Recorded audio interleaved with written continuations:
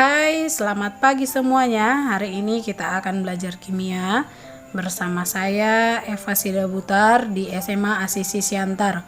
Hari ini kita akan belajar diagram fasa air masih dalam sifat koligatif larutan.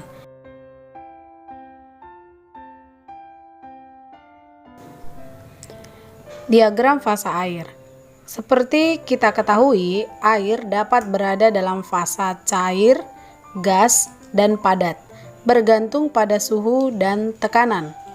Ketiga fasa tersebut dapat diungkapkan dalam bentuk diagram PT berikut ini.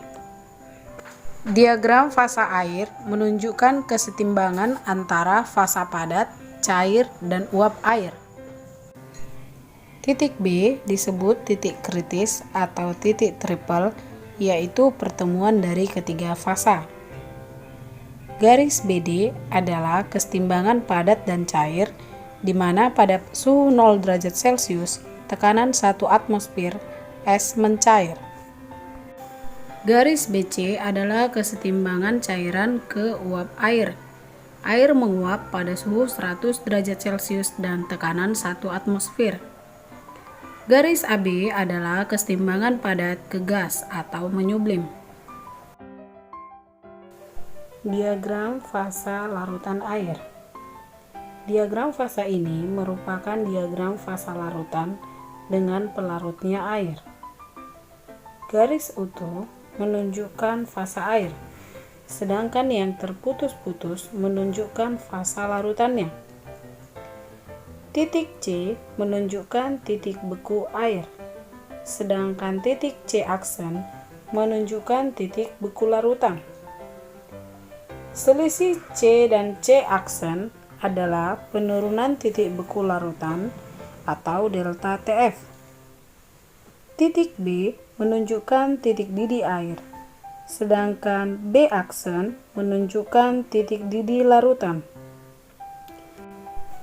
Selisih B dan B aksen adalah kenaikan titik didih larutan atau delta TB.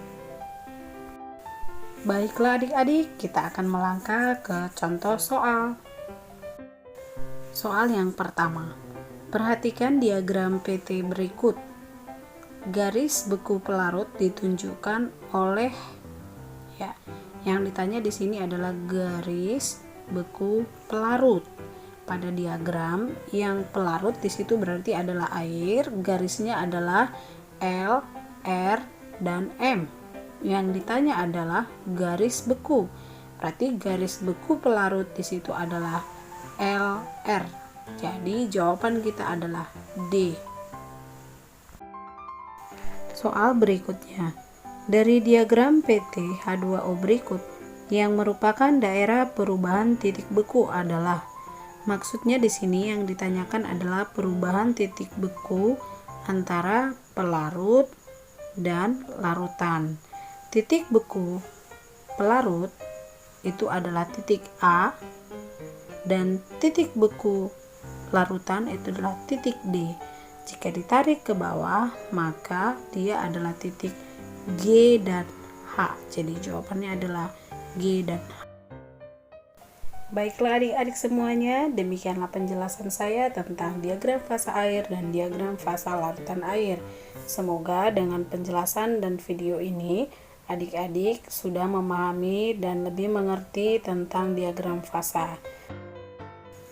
Sampai jumpa pada video pembelajaran berikutnya. Banyak berlatih agar kalian semakin mahir dalam mengerjakan soal-soal. Tetap jaga kesehatan dan tetap semangat. Sampai jumpa.